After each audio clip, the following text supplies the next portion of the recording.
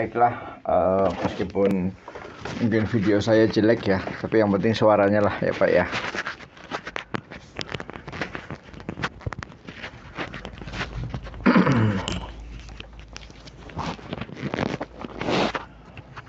Assalamualaikum warahmatullahi wabarakatuh. Alhamdulillahi wahdah, sadaqa wa'dah, wa nasara abdah, wa a'azza jundah, wa hazamal ahzaba wahdah. Asyhadu an la ilaha illallah wa asyhadu anna Muhammadan abduhu wa rasuluh, la nabiyya wa la rasula ba'dah. Arsalahu bil huda wa dinil haqq yuzhirahu 'ala ad-dini kullihi wa kafa billahi syahida. Allahumma shalli ala Muhammadin wa ala alihi wa sahbihi ajmain, amma ba'd. Qala Allah Ta'ala fi kitabihil karim, a'udzu billahi minasyaitonir rajim, bismillahirrahmanirrahim. Fadhkuruni azkurukum washkuruli wa la takfurun. Shadaqallahul azim. Para pemirsa yang dirahmati oleh Allah Subhanahu wa taala, alhamdulillah pada pagi yang cerah ini di musim yang nanggung ya. Musim penghujan bukan, musim panas juga bukan, atau kemarau juga bukan.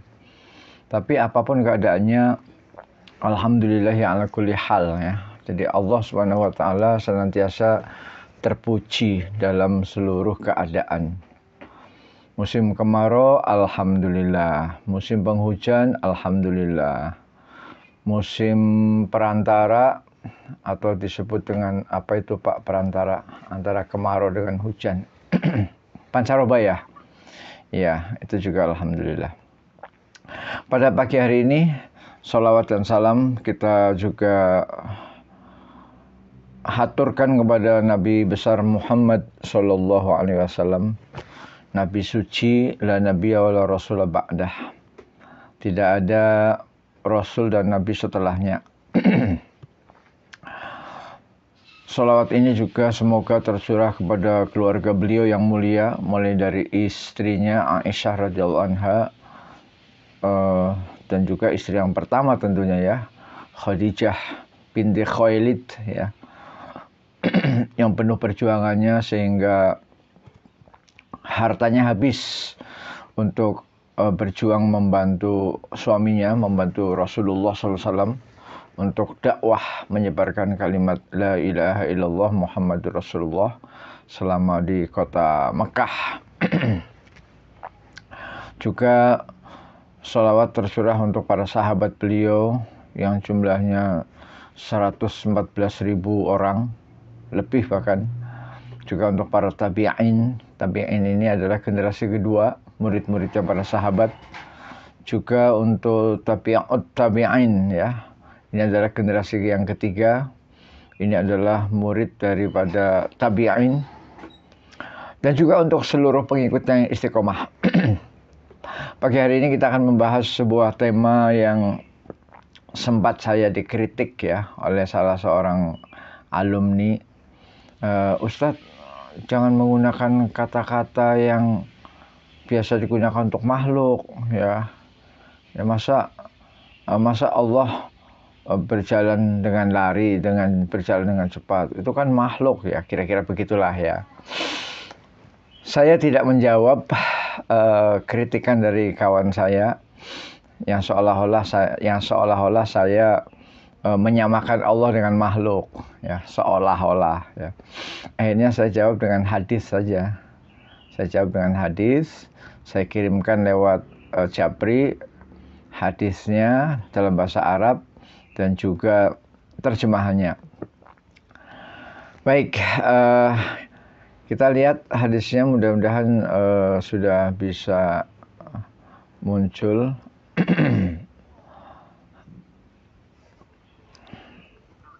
Muncul, hadisnya muncul. Oh belum ya? Oke ya. Baru ini ya, baru yang topik utamanya ya. Oke ya. Saya sedang coba untuk Maaf ya, sedikit saya agak batuk. Oh iya, muncul ya hadisnya ya. Sudah muncul belum Arabnya? Ya, ini hadis qudsi ya, diriwayatkan oleh Imam Bukhari dan Imam Muslim. Ya, jadi yang meriwayatkan dua, Imam Bukhari dan Imam Muslim. Jadi kalau sudah diriwayatkan oleh Imam Bukhari dan Muslim, insya Allah dijamin pasti sahih ya hadisnya. Jadi jangan ragu sedikit pun. Ini lafadznya, lafadz yang tercantum di dalam Arab ini adalah lafadz milik Imam Bukhari ya. Saya bacakan bunyi hadisnya. An Abi Hurairah radhiyallahu an qala an-nabiyyu sallallahu alaihi wasallam yaqulullahu ta'ala ana 'inda dhanni 'abdi bi wa ana ma'ahu idza zakarani fa in zakarani fi nafsihi zakartuhu fi nafsi wa in zakarani fi mala'in zakartuhu fi mala'in khairim minhum wa in taqarraba ilayya bishibrin taqarrabtu ilaihi zira'an wa in taqarraba ilayya zira'an taqarrabtu ilaihi ba'an wa in atani yamshi ataituhu harwalatan. Rawahul Bukhari. Demikianlah bunyi hadis qudsi yang diriwayatkan oleh Imam Bukhari. Artinya kita lihat di dalam saya tampilkan di PowerPoint, mudah-mudahan sudah nampak Pak ya. Dari Abu Hurairah radhiyallahu an, ia berkata bahwa Nabi Shallallahu alaihi wasallam bersabda, Allah Ta'ala berfirman. Ya, inilah ciri-ciri hadis qudsi seperti itu. Jadi Nabi bersabda, tapi isinya Allah Ta'ala berfirman. Itu namanya hadis qudsi. Aku, kata Allah, sesuai persangkaan hambaku. Saya ulangi. Aku sesuai persangkaan hambaku. Aku bersamanya ketika ia mengingatku. Jika ia mengingatku saat bersendirian, aku akan mengingatnya dalam diriku. Jika ia mengingatku di suatu kumpulan, aku akan mengingatnya di kumpulan yang lebih baik daripada kumpulan itu, yaitu kumpulan malaikat. Jika ia mendekat kepadaku sejengkal, aku mendekat kepadanya sehasta. Jika ia mendekat kepadaku sehasta, aku mendekat kepadanya sedepak. Jika ia datang kepadaku dengan berjalan biasa, maka aku mendatanginya dengan berjalan cepat. Ya. Hadis riwayat Bukhari nomor 6970 dan Muslim nomor 2675. Nah, mari kita renungi firman Allah yang tercantum dalam hadis qudsi ini ya. Isinya sangat indah dan sangat bagus. Nah, setelah saya mengkaji berulang-ulang, merenung, mengkaji, maka saya simpulkan ya. Ini kesimpulannya. Yang pertama, terkandung implisit ya. Bukan eksplisit ya, implisit. Sudah muncul ya kesimpulan hadis ya. Bahwa kita harus berprasangka yang baik ya. Kita harus berprasangka yang baik. Jangan berprasangka yang buruk kepada Allah. Kepada orang yang beriman saja, kepada sesama orang muslim, orang beriman, kita harus berprasangka baik. Apalagi kepada Allah Subhanahu wa Ta'ala. Ini para jamaah nanti bisa cek di dalam Al-Quran, surat Al-Hujurat ayat 12 ya. Jadi Allah Subhanahu wa Ta'ala melarang kita untuk memiliki prasangka yang buruk kepada sesama orang beriman ya. Ayat 12. A'udzubillahi minasyaitonirrajim. Ya ayyuhalladzina amanu ijtanibu katsiran minadh-dhanni inna ba'dadh-dhanni itsm. Wa la tajassasu wa la yaghtab ba'dukum ba'dha ayuhibbu ahadukum ay ya'kula lahma akhihi maitan fakarihtumuh wattaqullah innallaha tawwabur rahim. Artinya, wahai orang-orang yang beriman, jauhilah oleh kalian sebagian besar dari prasangka, yaitu maksudnya prasangka yang buruk.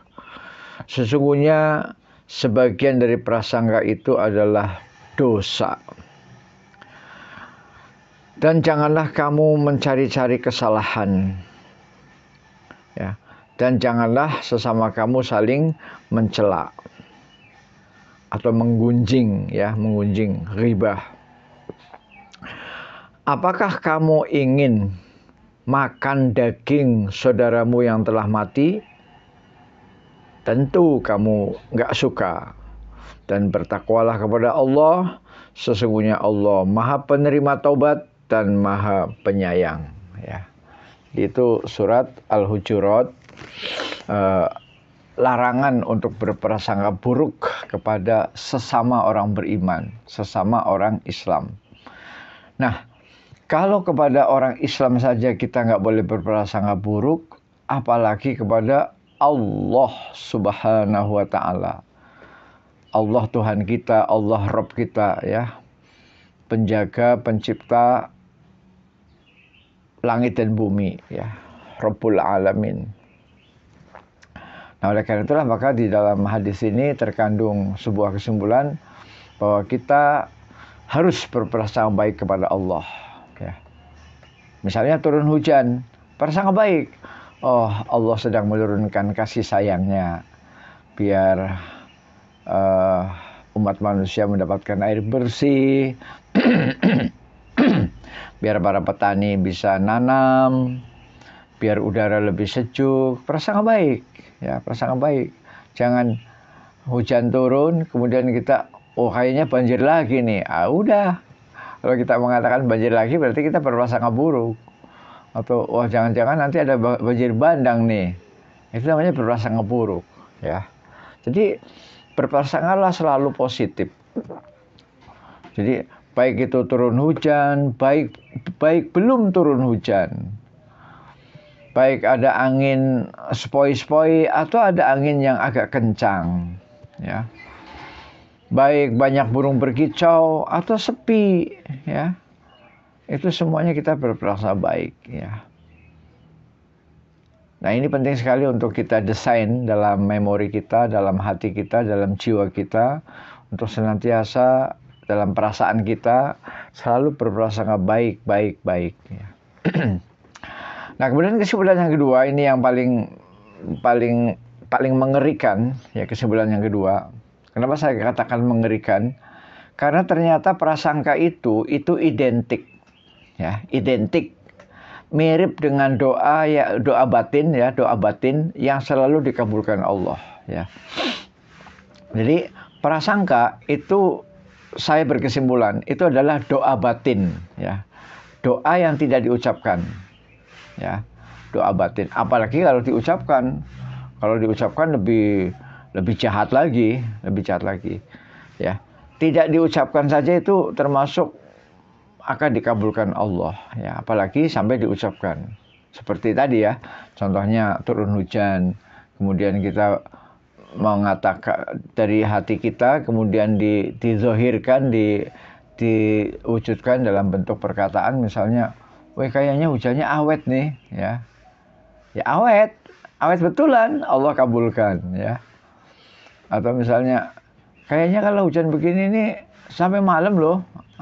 Ya sudah, Allah kabulkan sampai malam. Ya. Tapi kalau kita berprasangka, alhamdulillah ini hujan sebagai tanda kasih sayang Allah, rahmat Allah kepada umat manusia, sehingga para petani bisa menanam, pekarangan-pekarangan juga bisa tumbuh dengan baik, bunga-bunganya, apotek hidup, kemudian udara lebih segar, ya. Syukur-syukur ada pelangi, ya kan. Kemudian kita bertambah air bersihnya, ya. Ya dengan catatan daerah kita ada resapan air. Tapi kalau daerahnya seperti DKI semua sudah diaspal, semua sudah disemen, semuanya beton, gedung, tidak ada resapan air, ya itu salah kita, salah kita. Maka kalau kita punya komplek, sebaiknya jangan sedikit-sedikit diplester, dibeton, ya, tapi buatlah resapan air. Apakah itu dengan paving block atau dengan tanah terbuka ditanami rumput, ya, rumput yang bagus kan banyak itu. Ya, rumput yang bagus kan banyak kan? Nah, banyak gitu. Supaya ada ruangan terbuka untuk masuknya air hujan dari langit, ya. Nah, jadi prasangka adalah identik mirip dengan doa batin yang selalu dikabulkan Allah. Apalagi doa batin ini seringkali diucapkan oleh sebagian manusia. Bahkan kadang-kadang tidak jarang manusia itu memaki Allah atau marah pada Allah, ya. Hujan lagi. Nah, ini kan sama saja dengan marah kepada Allah, ya. Karena siapa yang menurunkan hujan? Apakah Menteri Pertanian? Apakah dokter? Apakah rektor? Apakah presiden? Bukan, yang menurunkan hujan Allah, ya. Kalau dia mengatakan hujan lagi, ya, itu sama saja dengan marah, sebel, tidak suka dengan Allah Subhanahu wa taala. Nah, ini lebih besar lagi dosanya itu, ya, lebih besar lagi. Nah, jadi kesimpulan yang pertama, kita harus berprasangka baik, ya, apapun yang terjadi. Kemudian yang kedua, sesungguhnya prasangka itu identik dengan doa batin yang selalu dikabulkan. Maka hati-hatilah dalam berprasangka. Kemudian yang kesimpulan ketiga sudah muncul, ya, bapak-bapak, ibu-ibu semua. Sudah muncul di layar?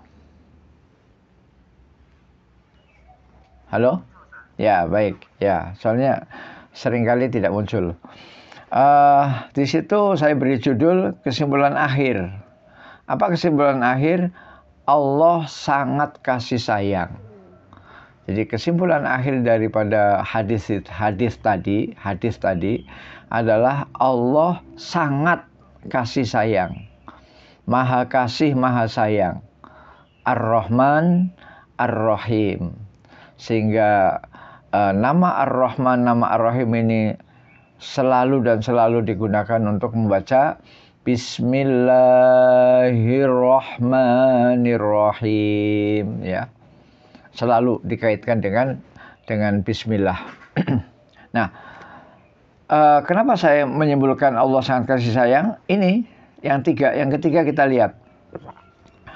Bila kita ingin dibersamai Allah, ya, bila kita ingin dibersamai Allah, supaya Allah selalu bersama kita, Allah bersama kita.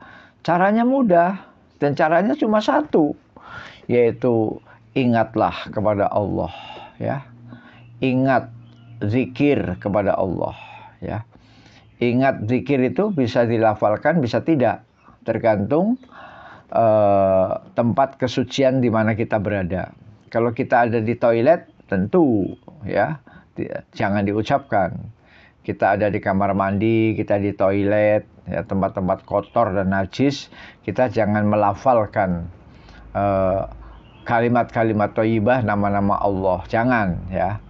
Tapi apabila tempatnya selain toilet dan kamar mandi, ya, tidak ada yang tidak tempat kotor dan najis, maka mengingat Allah bisa dilafalkan dengan lidah, dengan bibir, bisa juga hanya di batin saja, ya. Kesimpulannya bahwa kalau kita ingin dibersamai Allah, maka ingatlah kepada Allah. Kalau kita lupa dengan Allah, maka kita tidak dibersamai Allah. Ya. Jadi ini sebenarnya back to masing-masing ya, kembali kepada masing-masing ya. Kita ingin apa tidak dibersamai Allah. Kalau kita ingin dibersamai Allah ya, tentu kalau dibersamai Allah akan ditolong, akan dirahmati, akan dilindungi, akan dijaga, akan dicukupkan. Ya namanya dibersamai Allah ya. Nggak mungkin Allah membersamai kita kemudian bahasa Jawanya itu gelundung semprong ya. Gelundung semprong itu artinya kayak orang nemenin kita tapi nggak pakai modal itu loh Pak ya. Misalnya, lu kenapa deket-deket gua ya? Tapi dia nggak pakai modal. Ya pengen deket aja, nggak seperti itu. Kalau manusia mungkin bisa ya. Dia tanpa modal ya, modal dengkul, kemudian deket-deket dengan kita ya. Nah, kalau Allah membersamai kita, pasti akan mencurahkan rahmatnya, pasti akan menolongnya, pasti akan melindunginya, menjaganya ya, menolong, merahmati, melindungi, bahkan memberkahinya ya, memberkahi. Ya, jadi diberi berkah, diberi pertolongan, penjagaan, perlindungan dari berbagai macam musibah. Ya. Maka sering-seringlah zikir, ya, sering-seringlah zikir, ingat kepada Allah. Baik zikir yang kita lafalkan maupun yang tidak. Ya. Kesimpulan yang keempat, dan Allah sangat responsif. Ini bahasa saya ya, sangat responsif. Kenapa saya katakan responsif? Sebab kita mendekat sejengkal, ya, kita mendekat sejengkal. Tetapi Allah agresif mendekat ke kita sehasta, ya. Jadi tidak sama. Kita hanya mendekat sejengkal, maka Allah lebih dekat lagi, lebih cepat lagi, ya. Berarti Allah sangat responsif, ya. Ini yang harus kita sadari, bahwa Allah sangat responsif. Sehingga rugi besar kalau kita tidak mau ingat kepada Allah. Maka apapun yang kita rasakan, apakah sedang galau, apakah sedang ada kekhawatiran, khawatir nggak dapat jodoh, khawatir nggak dapat anak, khawatir pensiun itu nggak bisa makan, khawatir masa depan suram, itu semuanya adalah dari setan dan dari iblis laknatullah ya. Iblis dan setan laknatullah itu selalu menakut-nakuti kita ya. Mau sedekah, mau infak ditakut-takuti, jangan, nanti lu miskin. Mau sedekah, mau infak, mau wakaf ditakut-takuti sama iblis, jangan, lebih baik untuk anak cucu kamu daripada diwakafkan. Ya, jadi mau wakaf dihalangi, mau sedekah dihalangi, mau zakat apalagi. Jangan. Ini kita nyari uangnya capek-capek, sekolahnya sampai S3, S1, S2, S3, capek sekolahnya, udah dapat uang kok malah dikasihkan orang lain. Jangan. Mendingan untuk senang-senang kamu dan anak istri kamu. Ya, jadi selalu dihalang-halangi, dipertakuti. Ya. Yang belum nikah ditakut-takuti, yang sudah nikah juga ditakut-takuti. Yang belum punya anak ditakut-takuti, yang sudah punya anak juga ditakut-takuti. Pokoknya kerjaan iblis itu menanamkan rasa fear, ya, rasa takut, rasa cemas, ya. Nah, kalau kita kembali kepada Allah, enak, ya, kita ingat Allah, kita baca Al-Quran, baca kalimat thayyibah, ya, subhanallah, baca kalimat alhamdulillah, ya Allah, alhamdulillah. Untung Engkau menciptakan saya manusia, ya Allah. Terima kasih, ya Allah. Saya menjadi makhluk yang berperadaban. Coba kalau Engkau menciptakan saya tikus. Saya udah dikejar-kejar. Petani melakukan keropyokan, mengejar-ngejar saya dengan pentungan. Jedar. Alhamdulillah saya diciptakan sebagai manusia. Untung saya tidak diciptakan sebagai kecoa. Kalau saya diciptakan sebagai kecoa, jadi bulan-bulanan ibu-ibu rumah tangga, ya, dengan baygon, dengan sandal, ceplok, dan lain-lain, ya. Jadi kita bersyukur Diciptakan Allah menjadi manusia dengan tubuh yang sempurna, dengan panca indera yang sempurna, dibekali dengan akal, ya, akal untuk berpikir, untuk merenung betapa maha besarnya Allah, betapa sangat kasih sayangnya Allah, ya. Nah, mari kita selalu ingat Allah, ya, karena Allah sangat responsif. Kita mendekat sejengkal, Allah agresif mendekat kita ke sehasta. Yang kelima, kita mendatangi Allah dengan berjalan biasa, ya, Allah akan mendatangi kita dengan berjalan cepat, ya, berjalan cepat. Jadi sangat responsif Allah, ya. Jadi itulah kemaha kasih sayangnya Allah kepada kita.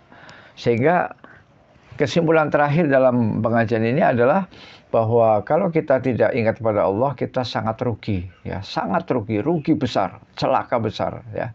Kenapa? Kalau kita ingat Allah sedikit saja, maka Allah akan ingat Allah banyak, apalagi kalau kita ingat banyak, ya. Kita ingat, kita mendatangi Allah hanya sejengkal, maka Allah akan membalas dengan sehasta. Kita mendatangi sehasta, Allah membalas sedepa. Kita hanya berjalan santai, Allah akan datang dengan lari, ya, jalan cepat. Nah, ayatnya dalam Al-Quran jelas, surat Al-Baqarah 152 yang sudah kita baca bareng-bareng tadi. A'udzubillahi minasyaitonirrajim.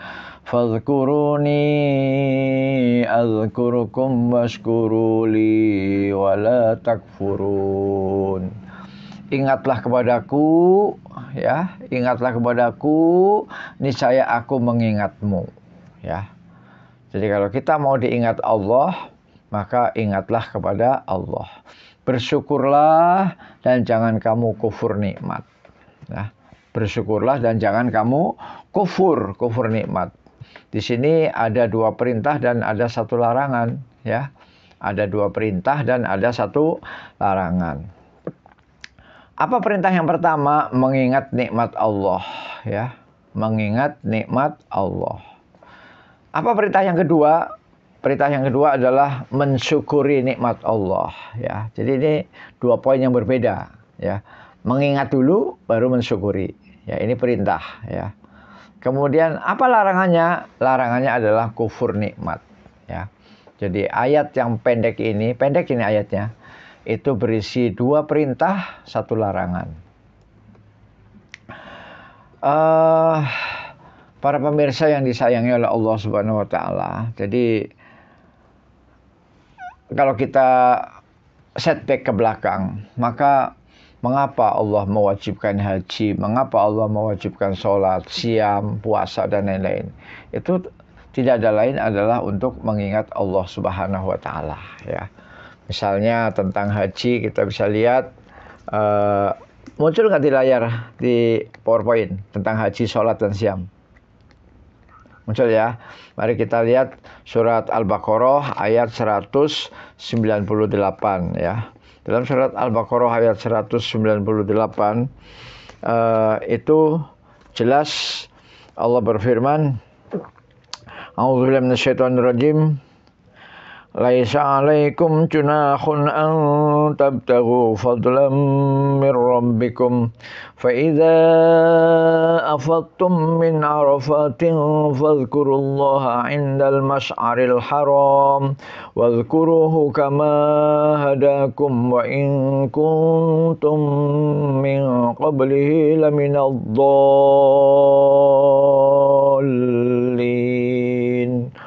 Artinya, tidak ada dosa bagimu mencari karunia atau rizki hasil perniagaan, ya, atau dagang, bisnis dari Rabbmu. Maka apabila kamu bertolak dari Arafah, berzikirlah kepada Allah di Masy'aril Haram. Dan berzikirlah dengan menyebut Allah sebagaimana yang ditunjukkannya kepadamu. Dan sesungguhnya kamu sebelum itu benar-benar termasuk orang-orang yang sesat, ya. Jadi ayat ini mendalam sekali, ya. Di samping ayat ini membolehkan berhaji sambil dagang, ya. Tapi kita tidak bahas sekarang, ya Pak, ya. Tidak bahas sekarang. Di samping ayat ini membolehkan kita berhaji sambil berdagang, tapi poin daripada yang ingin ditunjukkan bahwa baik di Arafah maupun di Masy'aril Haram. Masy'aril Haram itu seluruh tempat di Muzdalifah. Jadi orang yang berhaji itu setelah wukuf di Arafah, dari zuhur sampai maghrib, kemudian dilanjutkan berjalan bertolak menuju ke Muzdalifah, ya. Nah, seluruh tempat di Muzdalifah adalah Masy'aril Haram. Di sana kita diperintahkan untuk berzikir, ya, berzikir. Fadhkurullaha 'indal Masy'aril Haram, ya. Masy'aril Haram itu di Muzdalifah, ya. Wadhkuruhu, dan ingatlah Allah kama hadakum, sebagaimana yang ditunjukkannya. Jadi di dalam kita berzikir mengikuti petunjuk-petunjuk Allah dan Rasulnya, ya. Jadi artinya zikirnya itu tentu zikir-zikir yang disyariatkan. Misalnya subhanallah walhamdulillah wala ilaha illallah Allahu akbar. Nah, misalnya seperti itu. Yang jelas-jelas ada tuntunannya, ada hadisnya dari Nabi Muhammad SAW. Jadi tidak boleh berzikir dengan gung liwang liwung, itu nggak boleh. Atau simsalabim, nggak boleh, ya. Harus zikir-zikir yang diajarkan, dituntun oleh Nabi Muhammad SAW. Banyak, ya, zikir-zikir itu banyak sekali. Maka saya anjurkan kepada para pemirsa untuk memiliki buku kecil, ya, Hisnul Muslim namanya, Hisnul Muslim, yaitu kumpulan zikir dan doa sesuai dengan sunnah, sesuai dengan Al-Quran dan Al-Hadis, ya. Jadi supaya apa? Supaya kita zikirnya jangan ngawur, ya. Jangan nanti zikirnya cailah itu, atau astaga, jangan. Itu zikir-zikir setan itu, ya. Astaga, cailah, kemudian simsalabim, kemudian gung liwang liwung, jangan, ya. Zikirlah yang diajarkan oleh Nabi